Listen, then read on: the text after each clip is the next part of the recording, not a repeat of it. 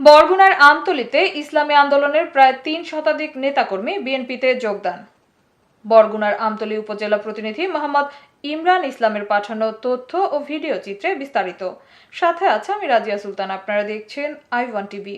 বরগুনার আমতলীতে গতকাল 25 অক্টোবর রোজ শনিবার রাতে আমতলী উপজেলার নূরজাহান ক্লাবে আয়োজিত এক অনুষ্ঠানে ইসলামী আন্দোলন বাংলাদেশের আমতলী শাখার ইউনিয়ন পর্যায়ের প্রায় ৩ শতাধিক নেতাকর্মীরা বিএনপিতে যোগদান করেন।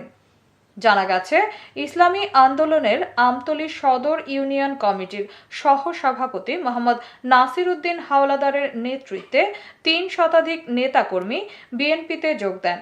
সেখানের অনুষ্ঠানে উপস্থিত ছিলেন বরগুনা জেলা বিএনপির নবনির্বাচিত আহ্বায়ক কমিটির আহ্বায়ক মোহাম্মদ নজরুল ইসলাম মোল্লা, আহ্বায়ক কমিটির সদস্য সচিব হুমায়ুন আজাদ শাহিন, আমতলী উপজেলা বিএনপির সদস্য সচিব মোহাম্মদ তুহিন মৃধা, পৌর বিএনপি আহ্বায়ক কবির ফকির, আমতলী সদর ইউনিয়নের প্যানেল চেয়ারম্যান ও যুবদলের যুগ্ম আহ্বায়ক মোহাম্মদ ফিরোজ খান তাপস সহ আরও অনেক নেতাকর্মীরা উপস্থিত থেকে ফুলের তোড়া দিয়ে তাদের বরণ করে নেন।